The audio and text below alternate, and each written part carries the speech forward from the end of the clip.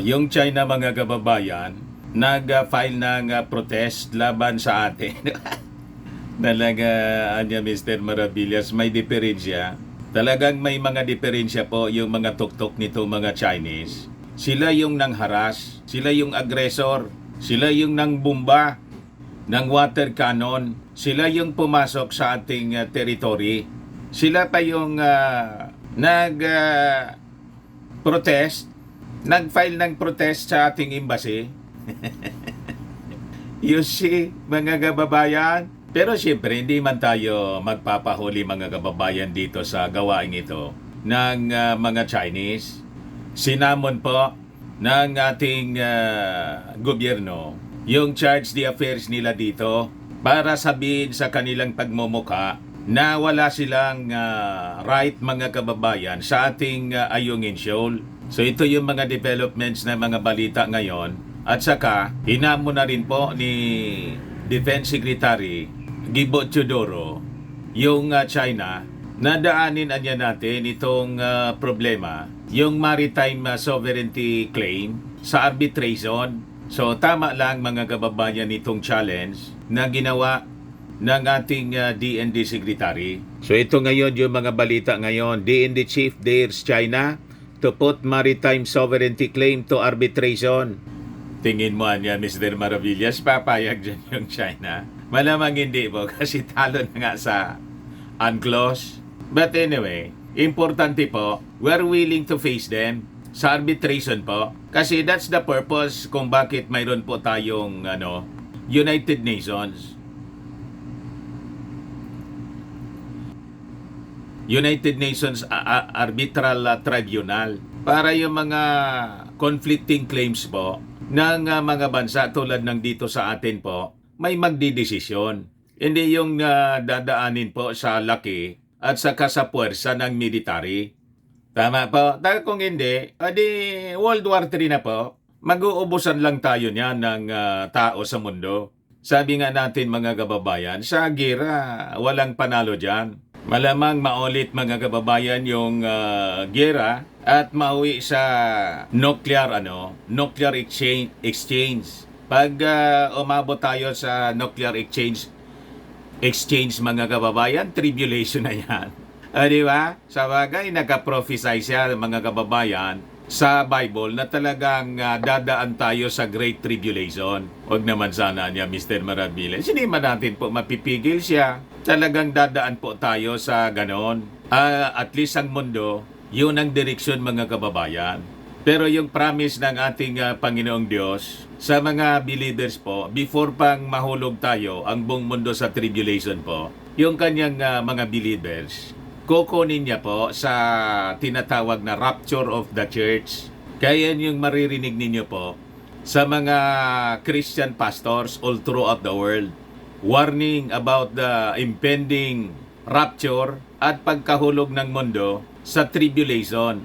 Kung saan magsasabong po ang lahat ng mga bansa, all the armies of the world. At makikita po ninyo, naganda na po ang mga armies ng mundo, including our army. Kasi talagang pinupus po tayo papunta doon. Kakatakot naman na niya, Mr. Maravillas, yung kwento mo. Sa Revelation po, pag naintindihan ninyo ang Revelation, ganon ang direksyon ng ating mundo. But anyway, going back dito sa ating topic po. So ito na nga po, sabi ng ating Department of Foreign Affairs, China has no right to be in Ayungin Shoal. So ito po yung pinalabas na statement ngayon, March 25, mula sa spokesperson ng Department of Foreign Affairs. So sabi po dyan, the Department of Foreign Affairs summoned the charge the affairs of the Chinese Embassy this morning to convey the Philippines' strong protest against the aggressive actions undertaken by the China Coast Guard and the Chinese Maritime Militia against the rotation and resupply mission undertaken by the Philippines in Ayungin Shoal on March 23, 2024, nung Sabado po. The Philippine Embassy in Beijing has also been instructed to lodge the same demarche with the Chinese Ministry of Foreign Affairs.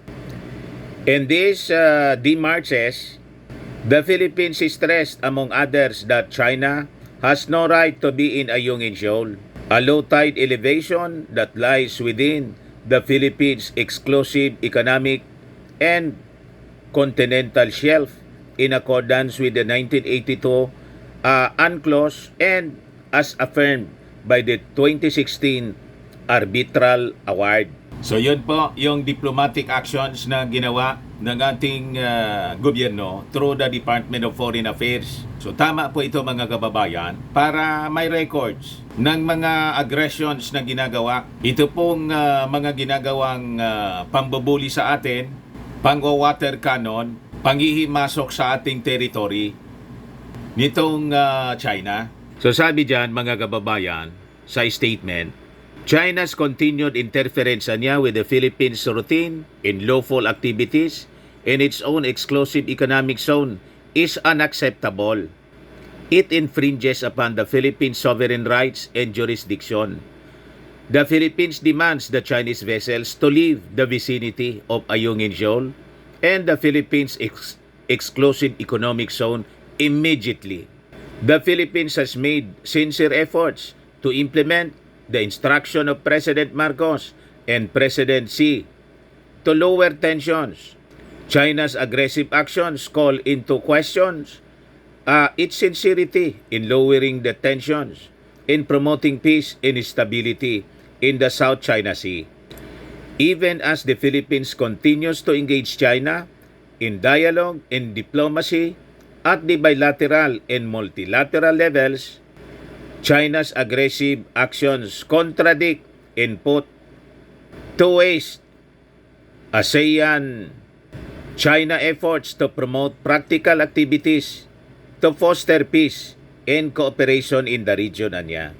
The Philippines urges China to take the correct track of abiding by international law and respecting the legitimate rights of other states like the Philippines and to cease and desist from its continued violation of international law, including the 1982 UNCLOS in the 2016 Arbitral Award. So that's the end mga kababayan of the statement na pinalabas kanilang umaga lang ng ating Department of Foreign Affairs.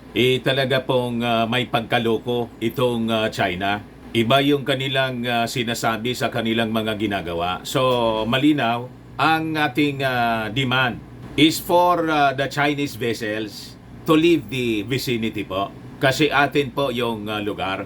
Pero anya Mr. Maravillas, parang inunahan na tayo ng China sa kanilang protesta. Ganon man talaga yung mga ugali niyan. Ang akala nila, pag nauna sila sa pagpalabas ng mga statements of protest, may maninawala sa kanila. Wala man maniwala sa kanila. Wala silang right na mag-protest kasi sila yung aggressor. Dapat tayo po yung nagpo-protest kasi sila yung pumapasok eh. Sila yung nang-aapi sa atin. Sila yung nananakit. Tatlong mga sundalo natin yung nagka-injury. Ang nasaktan po. Pagkatapos may gal pa sila na sila yung magreklamo, sila yung magprotest. Unang-una, they have no business in Ayungin Shoal kasi atin nga po siya. O ito yung protest ng China. China is protesting the alleged trespassing daw ng Philippine resupply vessels sa Ayungin. Sa statement na pinalabas nila kanina din, Chinese Embassy in Manila said it has lodged representations with the Department of Foreign Affairs against illegal trespassing of UNISA May 4 noong March 23 anya to bring supplies to the grounded BRP Sierra Madre in the Ayungin Shoal. The representations pointed out that the Philippines disregard China's strong opposition, communicated clearly to the Philippine side until the 11th hour by sending 2 Philippine Coast Guard vessels and 1 resupply vessel to the shoal. It was deliberate and provocative move that infringed upon China's sovereignty and maritime rights in interest and undermine peace and stability in the South China Sea. Sabi po ng balubagi, kasinungalingan po nitong China. Bakit niya Mr. Maravillas balubagi? Igawa-gawa nilang kwento yan. Paano man natin i-impringe yung kanilang maritime rights na atin yung territory? Tama? At it is recognized by the United Nations through the UNCLOS. Tama pa? Kaya sabi nga po ni DND Secretary Gibo Teodoro, we put the sovereignty claim ninyo. You put it to the arbitration. Yan ang kanyang hamon sa China po, mga kababayan. Sabi niya rito, the Philippines Defense Minister on Monday dared China to take its claim of sovereignty in the South China Sea to international arbitration following another standoff at the weekend by Manila. But Manila said would not budge on its position. If China is not afraid to state its claim to the world, then why don't we arbitrate under international law? Hamon mga kababayan ni Gibo Teodoro. Tama po. Yan lang, siyempre. Dati na silang talo. So, ang mangyayari niyan mga kababayan, uulitin lang ng UNCLOS yung desisyon nila. I-reiterate lang yung kanilang previous decision noong 2016 na kanilang inilabas. Pero dahil yung Pangulo ng Pilipinas kampi sa kanila, ayaw i-recognize, pati ni Digong. Saan kapulutin yan mga kababayan? Mismong presidente ng Pilipinas ayaw i-recognize yung desisyon ng United Nations Convention on the Law of the Sea na pabor sa ating bansa. Pinaboran na, ayaw pa. Kaya mag-ingat po tayo mga kababayan sa susunod na eleksyon 2025, lalo na pong 2028, kung mailagay natin sa Palasyo Malacanang ang isang leader po na pinaboran na ng International Arbitral Tribunal, ayaw pa niyang tanggapin yung decision, gustong itapon sa basurahan, mga kababayan. So anyway, yan po ang mga developments ngayon ng balita. Ako po si Dante Maravillas. Bye-bye. God bless.